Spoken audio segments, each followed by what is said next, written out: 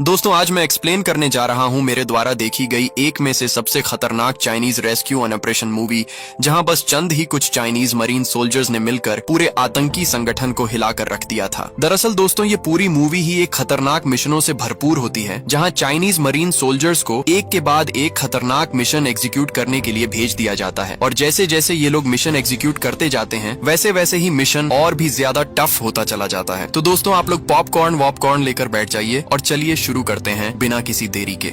कहानी की शुरुआत में हम एक चाइनीज कार्गो शिप को देखते हैं जहां कुछ सोमालियन पायरेट्स ने अटैक कर दिया है। वहीं एक क्रू मेंबर किसी तरह नेवी सील बेस में शिप हाईजैक होने की सूचना भेज देता है। खबर मिलते ही एडमिरल तुरंत अपना यूनिट 1 को वहां भेज देता है। ये यूनिट 1 इतना खतरनाक है कि अगले सीन में ही हम उन्हें सीधे हाईजैक हुए शिप के दरवाजे में पोजीशन लेते हुए देखते हैं। इतनी तेज प्लानिंग कैसे हुई भगवान ही जाने। खैर जो भी हो दोस्तों, यहाँ यूनिट 1 ने शिप को तीनों ओर से घेर लिया है। पहला तो आपने देख ही लिया, दूसरा कवर देने के लिए हेलीकॉप्टर में स्नाइपर, और तीसरा टीम मेंबर्स शिप को रोकने के लिए इंजन रूम में एक्सप्लोसिव सेट कर रहा होता है। क्योंकि दोस्तों पायरेट्स ने पहले ही फ्यूल वॉल्ट को जाम कर दिया है, जिस वजह से ये शिप को रोक पाना नामुमकिन होता जा रहा है। वहीं बेस से एडमिरल यूनिट 1 को अलर्ट करते हुए साफ साफ कह देता है कि अगर शिप इतनी ही स्पीड में चलता रहा तो 10 मिनट में ही शिप सोमालिया के इलाके में पहुंच जाएगा। तो तुम लोगों को जो करना है इसी 10 मिनट में करना है।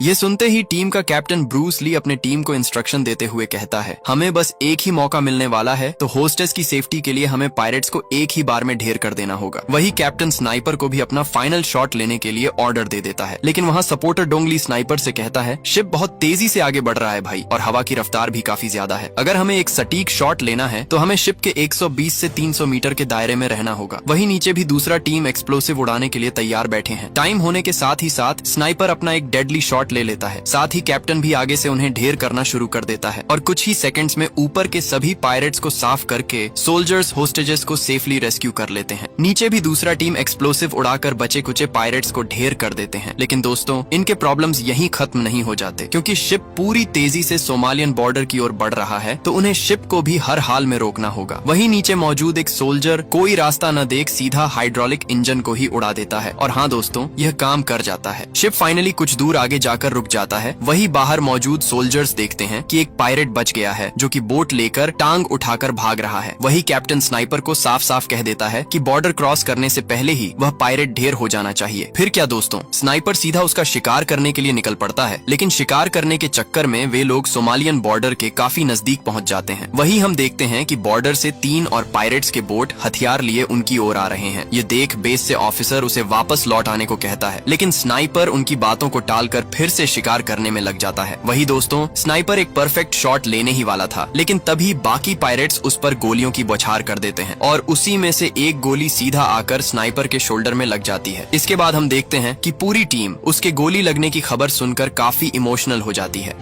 वही कैप्टन टीम को बताता है कि लूसियन अभी खतरे से बाहर है, लेकिन उसके कंधे में बुलेट लगने के कारण उसका स्पाइनल नर्व पूरी तरह डैमेज हो चुका है, जिस वजह से वह और कभी भी स्नाइपर नहीं चला पाएगा। अभी सीन शिफ्ट होता है मोरक्को सिटी में, जहां हम चाइनीज जर्नलिस्ट चुलबुली को देखते हैं। वही उसका साथी उसे डॉक्टर विलियम के बारे में बता रहा होता है कि किस तरह से यह बंदा यूरेनियम की खुदाई करवा के विदेश में येलो कैक्स का सप्लाई कर रहा है। और रिसेंटली हमें यह भी पता चला है कि यह आदमी एक बहुत ही डेंजरस बॉम्ब बनाने वाला है, जिसका इम्पैक्ट किसी भी न्यूक्लियर बॉम्ब से 1000 गुना ज्यादा होगा। अपनी असिस्टेंट से यह खबर सुनते ही वह उसे पब्लिश करवाने के लिए सीधा एडिटर के पास पहुंच जाता है, लेकिन एडिटर उसे पब्लिश करने से साफ मना कर देता है और कहता है, हमें ऐसे आतंकियों से पंगा नहीं लेना चाहिए। तुम पर पहले से ही आतंकियों की गंदी नजर है और मुश्किलें क्यों बढ़ा रही हो। वैसे भी देश का हालत अभी ठीक नहीं है, और अगर इस सिचुएशन में खबर पब्लिश हो गई तो देश में माहौल और ज्यादा खराब हो जाएगा। यह सुनते ही चुलबुली वहाँ से निकल जाती है, और जैसे ही वह गाड़ी के नजदीक पहुँचती है अचानक गाड़ी वहीं ब्लास्ट हो जाती है। उस पल चुलबुली को पूरी तरह समझ में आ जाता है कि यह उसके लिए एक सीधी वार्निंग है खबर पब्लिश करवाने को लेकर। इसके बाद कहानी सीधा 5 दिन आगे बढ़ जाती है। इसी दौरान नेवी बेस हेडक्वार्टर्स में एक इमरजेंसी मैसेज रिसीव होता है, जिसमें बताया जाता है कि यूआईए सरकार का तख्ता पलट चुका है और इसी वजह से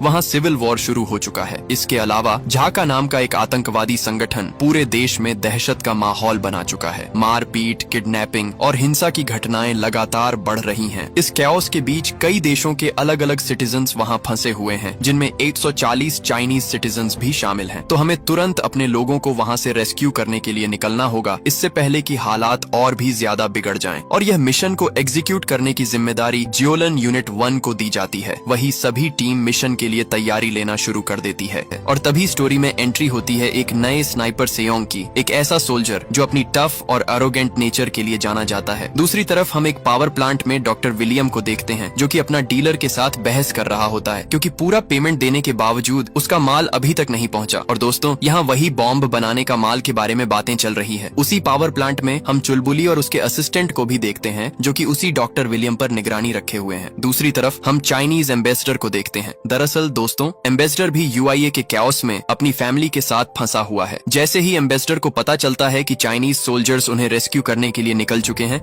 वह तुरंत वहां से निकलने की तैयारी शुरू कर देते हैं। इसी बीच चाइनीज मरीन शिप भी यूआईए के पोर्ट तक पहुंच जाती है और कैप्टन सभी सोल्जर्स को मिशन के लिए फाइनल कॉल दे देता है। शिप को पोर्ट पर पहुंचते देख सारे चाइनीज सिटीजन्स बोर्ड करना शुरू कर देते हैं। लेकिन दोस्तों, प्रॉब्लम ये है कि चाइनीज एम्बेसडर और डॉक्टर विलियम अभी तक पोर्ट नहीं पहुंचे हैं। तभी शिप के एडमिरल को सूचना मिलती है कि यूआईए की प्रेसिडेंट पर जानलेवा हमला करने की कोशिश की गई है और उनकी जगह मुहादी नाम की चीफ सेक्रेटरी ने कुर्सी संभाल ली है। प्रेसिडेंट ने रिक्वेस्ट की है कि उनकी फैमिली को सेफली रेस्क्यू करके बाकी सिटीजन्स के साथ चाइना ले जाया जाए। इस रिक्वेस्ट के लिए एडमिरल तुरंत राजी हो जाता है। दूसरी तरफ शिप पोर्ट पहुंचने की खबर सुनते ही एम्बेसडर भी निकल पड़ता है, लेकिन तभी एम्बेसडर के निकलने की खबर दुश्मनों तक भी पहुंच जाती है।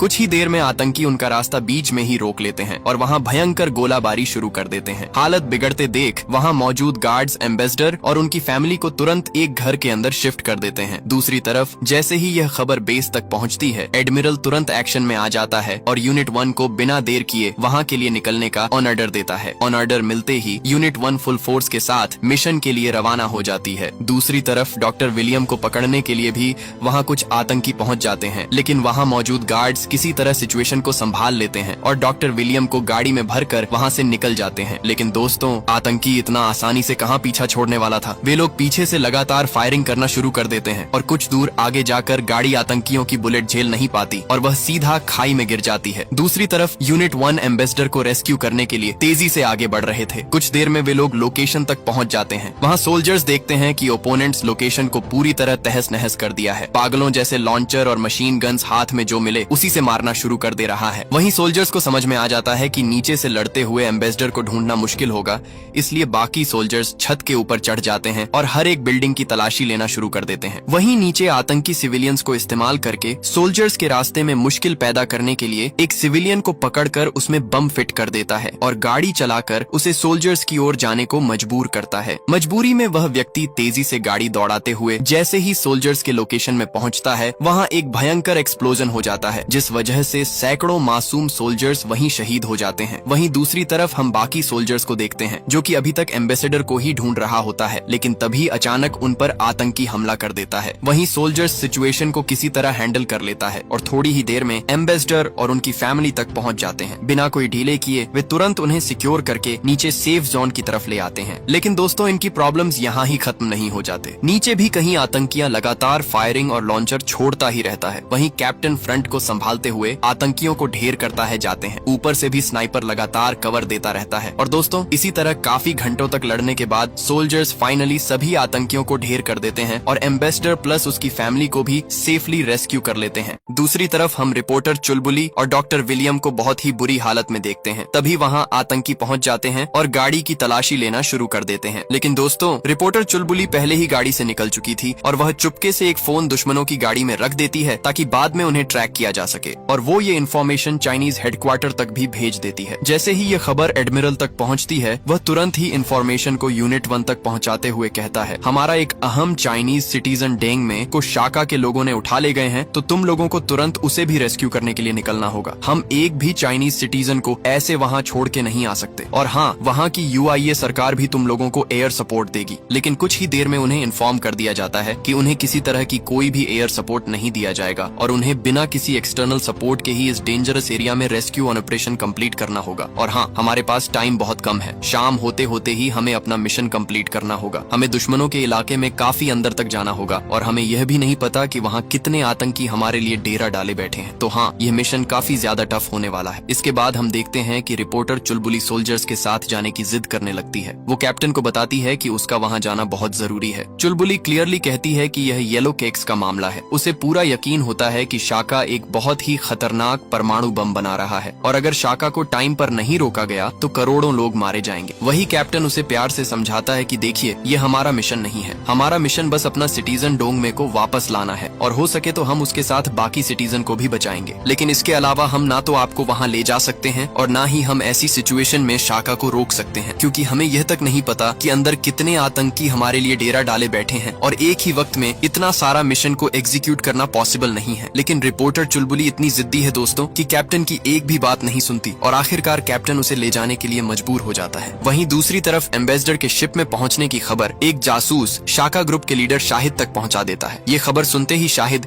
एक वीडियो बेस हेडक्वार्टर तक भेज देता है। वीडियो में शाहिद बता रहा होता है कि अगर तुमने अपना कदम पीछे नहीं हटाया तो इसका खामियाजा चीनी नागरिकों को भुगतना पड़ेगा। इतना कहते ही आप लोग समझ जाइए कि आतंकियों ने नागरिकों के साथ क्या किया होगा। लेकिन दोस्तों, एडमिरल बिल्कुल भी पीछे हटने वालों में से नहीं था। दूसरी तरफ हम रेगिस्तान के बीचों बीच से होकर ग्योलन यूनिट 1 को आगे बढ़ते हुए देखते हैं। लेकिन कुछ ही दूरी तय करने के बाद उन्हें खतरे का आभास होने लगता है और इससे पहले कि सैनिक कुछ समझ पाते, दुश्मन अचानक लॉन्चरों की बौछार शुरू कर देता है। इसी बीच सैनिकों को न तो सही पोजीशन लेने का मौका मिलता है और न ही आपस में कम्युनिकेट करने का। ऊपर से फ्रंट साइड से भी आतंकी आकर गोलियां बरसाने लगते हैं। ऐसे में सैनिक समझ नहीं पाते कि बचाएं या लड़ें और जाएं तो जाएं कहां। वहीं कप्तान किसी तरह बस में मौजूद सिविलियंस को देखने के लिए आगे बढ़ता है, लेकिन आतंकी वहां भी लॉन्चर दाग देते हैं, जिससे बस में भयानक विस्फोट हो जाता है और हालात इतने बिगड़ जाते हैं कि लॉन्चरों का गिरना रुकने का नाम ही नहीं लेता। दूसरी तरफ आतंकी बिना रुके लगातार हमला करते रहते हैं और हालात तब और गंभीर हो जाते हैं जब सैनिकों की मुख्य हथियारों वाली गाड़ियों को भी उड़ा दिया जाता है और सोल्जर्स के जो बम वगैरह थे वो भी वहीं गिर जाता है और कुछ तो अपने आप एक्टिवेट भी हो जाते हैं। तभी एक सैनिक तुरंत TNT ड्रोन दुश्मनों की ओर छोड़ता है, जो उनकी लोकेशन तक पहुंचकर हथियारों समेत उन्हें उड़ा देता है। लेकिन दुश्मन फिर भी पूरी तरह खत्म नहीं होता, इसलिए वही सैनिक स्मोक लॉन्चर छोड़ देता है ताकि दुश्मन कुछ देख न सके। और इसी मौके पर सैनिक अपनी बेहतरीन रणनीति बनाते हैं। 2 सैनिक गाड़ी लेकर ऊपर स्नाइपिंग पोजीशन के लिए निकलते हैं, बाकी फ्रंट को संभालते हैं और 2 सैनिक बचे हुए होस्टेज को रेस्क्यू करने लगते हैं। तभी एक सैनिक देखता है कि गाड़ी में भी एक बम गिरा हुआ है जो कि अपने आप एक्टिवेट हो चुका है और अगर समय रहते उसे डिफ्यूज नहीं किया गया तो कोई नहीं बचेगा। वह तुरंत बम डिफ्यूज करने में लग जाता है। दूसरी ओर एक सैनिक फिर से दुश्मनों के इलाके में स्मोक लॉन्चर छोड़ता है, लेकिन तभी उसे स्नाइपर की गोली लग जाती है और वह सभी को अलर्ट करता है कि दुश्मनों के पास भी स्नाइपर मौजूद है जो कहीं छुप के मार रहा है। उधर दुश्मन का स्नाइपर दिखाई देता है, जो देखकर मेरा भी कुछ ऐसा ही हाल हुआ था जो आप लोगों का भी अभी हुआ होगा। इस उम्र में दोस्तों मुझे तो पता भी नहीं था कि स्नाइपर होता क्या है। खैर जो भी हो दोस्तों, वहीं सोल्जर्स का स्नाइपर भी लोकेशन तक पहुंच जाता है और तुरंत अपने स्पॉटर को दुश्मन स्नाइपर की पोजीशन ढूंढने के लिए कहता है। नीचे एक सोल्जर पूरा ध्यान लगाकर बम को डिफ्यूज करने में जुटा होता है। तभी अचानक दुश्मन फिर से वहाँ लॉन्चर से हमला शुरू कर देता है, लेकिन दोस्तों इस बार स्नाइपर भाई हालात को संभालना शुरू कर देते हैं। लेकिन समस्या यहीं खत्म नहीं होती, उसे अभी भी दुश्मन स्नाइपर की सटीक लोकेशन दिखाई नहीं दे रही होती। पता नहीं कैसे दुश्मनों को हमारे स्नाइपर की सही पोजीशन मिल जाती है और वे उसी दिशा में लॉन्चर दाग देते हैं। जैसे ही स्नाइपर बाहर निकलता है, दुश्मन स्नाइपर भी शॉट दे डालता है, लेकिन नूबड़ा स्नाइपर एक भी सटीक शॉट नहीं लगा पाता और हमारा स्नाइपर भी बच जाता है। इसी बीच सोल्जर्स के स्पॉटर को दुश्मन स्नाइपर का सटीक लोकेशन दिख जाता है। वहीं स्नाइपर उसका ध्यान भटकाने के लिए अपने साथियों से वहाँ फायरिंग करने को कहता है और खुद दोबारा पोजीशन ले लेता है और वहाँ रखा गोला बारूद पर एक शॉट मार देता है, जिससे दुश्मनों का लोकेशन तहस नहस हो जाता है। यह देख छोटू को समझ में आ जाता है कि अब वह पूरी तरह फंस चुका है, इसलिए वह उसे चकमा देकर भागने लगता है। लेकिन दोस्तों स्नाइपर जानबूझकर उसकी कान में निशाना लगाता है और उसे जाने देता है। और क्यों जाने देता है ये तो आप लोग समझ ही सकते हो। नीचे दोस्तों सोल्जर्स की गाड़ियों से जो बम बिखर कर गिर गए थे, उनमें से कुछ बम ऑटोमेटिकली एक्टिवेट हो चुका है। कुछ बम को तो सोल्जर्स ने डिफ्यूज कर दिया है, लेकिन अब इतना कम समय में इतना सारा बम को डिफ्यूज करना नामुमकिन है। फिर क्या था दोस्तों, कुछ ही सेकंड्स में वहाँ एक भयंकर विस्फोट हो जाता है, जिस वजह से सभी सोल्जर्स मिट्टी में धंस जाते हैं। वहीं बचे हुए सोल्जर्स जल्दी से उनको निकालना शुरू कर देते हैं और आखिर में सभी सोल्जर्स को सेफली बाहर निकाल दिया जाता है। वहीं कैप्टन इस सिचुएशन के बारे में फौरन बेस में इन्फॉर्म कर देता है। वहीं एडमिरल उन्हें साफ साफ कह देता है कि तुम लोगों का बैकअप के लिए वहाँ कोई भी नहीं आने वाला। डाला। तुम लोगों को तुरंत वहाँ से निकलकर अपना मिशन कंटिन्यू करना होगा। हालात चाहे जैसे भी हो जाए, हमें हर हाल में सिटीजन्स को सेफली वापस लाना है।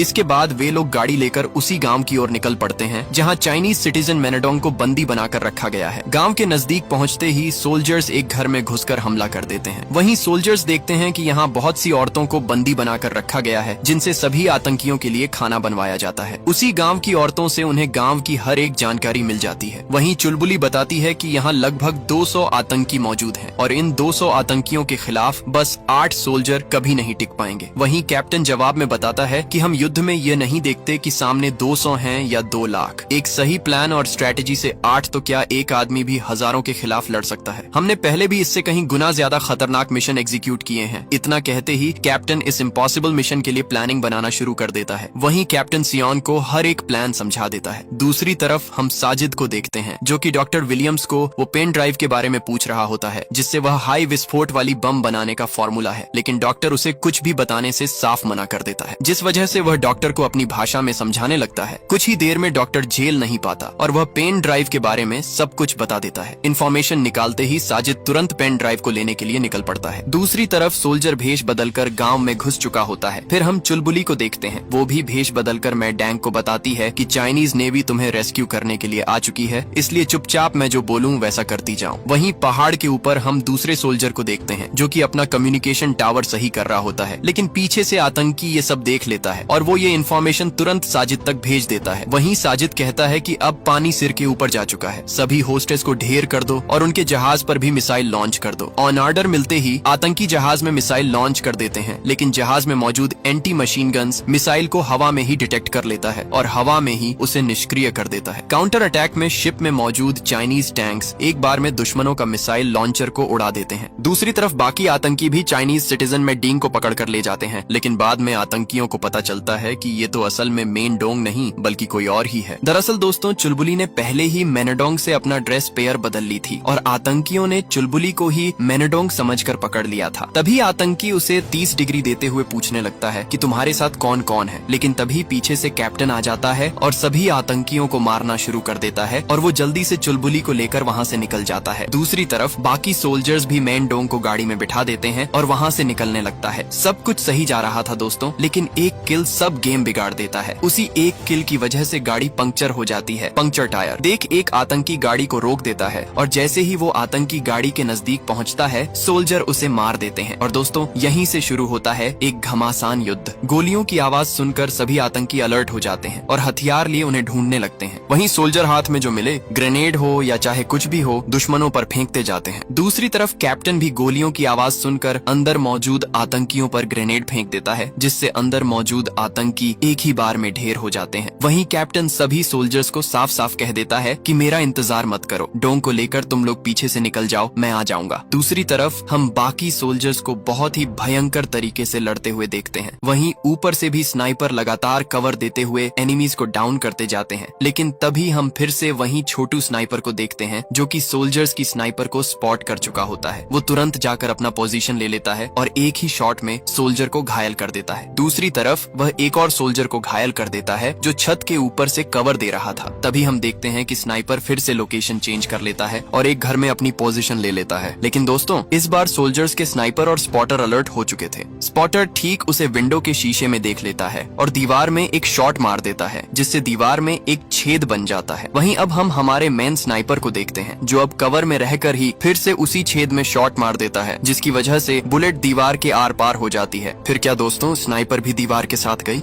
दूसरी तरफ सोल्जर्स आतंकियों का ही टैंक लेकर आतंकियों को ही ढेर करना शुरू कर देता है। और दोस्तों, कितना ही मारो, दुश्मन खत्म होने का नाम ही नहीं लेता। और यहाँ इतना लंबा चौड़ा लड़ाई चलता जाता है कि इसको एक्सप्लेन करने जाऊंगा तो पूरा मूवी ही बन जाएगा। खैर दोस्तों, दूसरी तरफ हम कैप्टन को देखते हैं। कैप्टन चुलबुली को वहाँ से तुरंत निकल जाने को कहता है और उसके सेफ्टी के लिए उसे एक ग्रेनेड भी दे देता है। वही दोस्तों, कैप्टन लॉन्चर लेकर वहाँ सोलो वर्सेस स्क्वाड खेलना शुरू कर देता है। दूसरी तरफ बाकी आतंकी हॉस्टेजेस को मारने के लिए निकल पड़ता है, लेकिन सोल्जर्स सोल्जर्स वहां TNT ड्रोन छोड़ देता है, जिस वजह से हॉस्टेजेस को मारने के लिए जाने वाले आतंकी वहीं ढेर हो जाते हैं। सोल्जर्स तुरंत सभी हॉस्टेजेस को वहां से निकालकर ट्रक में भर देते हैं, लेकिन जैसे ही आतंकियों को पता चलता है कि सोल्जर्स हॉस्टेजेस को छुड़ाकर ट्रक में लोड कर चुके हैं, वे हड़बड़ाकर पागलों जैसे वहां लॉन्चर छोड़ने लग जाते हैं। लेकिन दोस्तों, सोल्जर्स उस सिचुएशन को भी हैंडल कर लेते हैं और कुछ ही देर में सोल्जर्स आतंकियों को चकमा देकर टैंक और गाड़ियां लेकर वहां से निकलने में सफल हो जाता है। लेकिन आतंकी कहां उनका पीछा छोड़ने वाला था दोस्तों, वे लगातार फायरिंग करते हुए उनका पीछा करने लगता है। और दोस्तों, वही सोल्जर्स भी समझ जाते हैं कि ये लोग ऐसे तो पीछा छोड़ने वाले नहीं हैं, इसीलिए वे लोग गाड़ी से निकलकर एक घर में घुस जाता है। लेकिन दोस्तों, इसी बीच दुश्मन की गोली लगने पर एक सोल्जर घायल हो जाता है। वहीं उसके टीममेट तुरंत उसे पेन किलर दे देता है। कुछ देर में हमारा प्रो प्लेयर डोंगली भी घायल हो जाता है, जिस वजह से हालत और बिगड़ जाता है। बाहर से आतंकी लगातार घर पर फायरिंग कर रहा होता है। कुछ ही देर में स्नाइपर और स्पॉटर बैकअप के लिए वहां पहुंच जाता है। दूसरी तरफ पहाड़ के ऊपर कम्युनिकेशन के लिए जो सोल्जर मौजूद था, उस पर भी आतंकी हमला कर देता है और अकेला होने की वजह से सोल्जर सिचुएशन को ज्यादा देर हैंडल नहीं कर पाता और अंततः वह वही शहीद हो जाता है। दूसरी तरफ बाकी जो सोल्जर्स थे, वे डेजर्ट के बीचों बीच आतंकियों के साथ टैंक वर्सेस टैंक खेलते हैं। वही दुश्मनों का 3 टैंक मिलकर सोल्जर्स के टैंकों पर भयंकर हमला करते जाते हैं। कुछ ही देर में सोल्जर्स का टैंक से धुआं निकलने लगता है और वह टैंक ज्यादा दूर चलने वाला नहीं था। लेकिन दोस्तों, इसी बीच बेस से उनके बैकअप के लिए वहां मिसाइल ड्रोन छोड़ दिया जाता है, जिस वजह से दुश्मनों का तीनों टैंक एक ही बार में तबाह हो जाता है। कुछ ही देर में उनके लिए वहां 3 हेलीकॉप्टर भेज दिया जाता है। और दोस्तों, यह जो भयंकर युद्ध चली, इनमें उनका 3 सोल्जर शहीद हो चुके थे और एक बहुत सीरियसली घायल था। घायलों और शहीदों को हेलीकॉप्टर में करके ले जाया जाता है। यहाँ सोल्जर चाहते तो वापस बेस लौट सकते थे, लेकिन अब सभी ठान लेता है कि हम अब इस युद्ध के मास्टरमाइंड को भी नहीं छोड़ेंगे और हमारे 3 साथियों के शहीद होने के बाद तो बिल्कुल भी नहीं। वहीं कैप्टन उन्हें साफ साफ ये भी बता देता है कि ये कोई ऑफिशियली बेस से ऑथराइज्ड मिशन नहीं है। हमारा मिशन ऑलरेडी कंप्लीट हो चुका है, तो ये हमें सीक्रेटली निपटाना होगा। इतना कहते ही भाई लोग निकल पड़ते हैं उस लोकेशन के लिए जहां यह एटॉमिक बॉम्ब बनाया जा रहा है। और इस गेम का रियल मास्टरमाइंड साजिद, जो कि वही मौजूद है, वही सोल्जर्स स्काई डाइविंग करते हुए नीचे उतरने लगता है। वहां पहुंचते ही सोल्जर्स जगह को तीनों ओर से घेर लेते हैं। वही डोंगली दुश्मनों का ही ट्रक के नीचे लटकते हुए उनके साथ जा रही है ताकि वह दुश्मनों की नजदीक पहुंच सके। वही हम देखते हैं कि दुश्मन माल को एयरक्राफ्ट में लोड कर रहा होता है। तभी हम साजिद को शिपमेंट का डीलिंग करते हुए देखते हैं। लेकिन दोस्तों, कुछ ही देर में शिपमेंट का पैसा तो साजिद ने ले ही लिया है, तो वो वही गद्दारी कर देता है और सभी क्लाइंट्स को मार देता है। यही मौका देख डोंगली पीछे से आतंकियों को मारकर प्लेन में कब्जा कर लेता है। दूसरी तरफ बाहर कैप्टन भी बाकी आतंकियों को ढेर करना शुरू कर देता है और वहीं उसी गाड़ी में उसे इस गेम का मास्टरमाइंड साजिद भी मिल जाता है। कैप्टन तुरंत उसे पकड़कर अपने साथ ले जाता है। ये देख बाकी आतंकी भी उनका पीछा करना शुरू कर देते हैं। दरअसल दोस्तों, ये सब एक प्लान का ही हिस्सा होता है ताकि दुश्मनों को बाहर लाया जा सके और स्नाइपर उन्हें सही से स्नाइप कर सके। लेकिन कुछ ही देर में वहाँ ओपोनेंट्स का एक हेलीकॉप्टर आ जाता है और वहाँ सोल्जर्स पर गोलीबारी शुरू कर देता है, जिससे स्नाइपर घायल हो जाता है और वह अपना स्पॉटर से स्नाइपिंग करने को कहता है वही हेलीकॉप्टर से, और आतंकी उतरने लगता है। और सिचुएशन कुछ ऐसा हो जाता है कि इनका मास्टरमाइंड इधर गन पॉइंट पर है और उधर डोंगली आतंकियों का गन पॉइंट पर। लेकिन इसी बीच हमारा स्पॉटर भाई एक डेडली शॉट ले लेता है, जिससे डोंगली का गन पॉइंटर उड़ जाता है। ये देख साजिद भी अपनी आप को उड़ा लेता है। वहीं बचे कुछ आतंकी कैप्टन पर गोलीबारी शुरू कर देता है और ऊपर से हेलीकॉप्टर तो कर ही रहा है, वही डोंगली को वहाँ RPG एयर मिसाइल दिख जाता है। वह तुरंत मिसाइल को निकालकर हेलीकॉप्टर में लॉन्च कर देता है, लेकिन पहला मिसाइल मिस कर जाता है। लेकिन दोस्तों, ये RPG मिसाइल कोई मामूली मिसाइल नहीं है। एक बार अगर टारगेट फिक्स हो गया तो चाहे तुम कहीं भी जाकर छुप जाओ, ये ढूंढकर टारगेट को नष्ट करता है। वही सोल्जर्स देखता है कि और भी आतंकियां गाड़ियां लेकर उनकी ओर आ रहे हैं, लेकिन उनके पहुंचने से पहले ही सोल्जर्स जल्दी से प्लेन में चढ़ना शुरू कर देता है और कुछ सेकंड्स में वहां से टेक ऑफ कर जाते हैं। फिर क्या दोस्तों, अब जाकर यह मूवी कहीं खत्म होती है। आशा करता हूँ आज की कहानी आप लोगों को पसंद आई होगी। पिछले कुछ वीडियोस में आप लोगों ने जो प्यार दिखाया है, उसके लिए मैं आप लोगों का शुक्रगुजार हूँ। उम्मीद है आप आगे भी ऐसा ही प्यार देते रहेंगे। आप सभी का तहे दिल से बहुत बहुत धन्यवाद दोस्तों।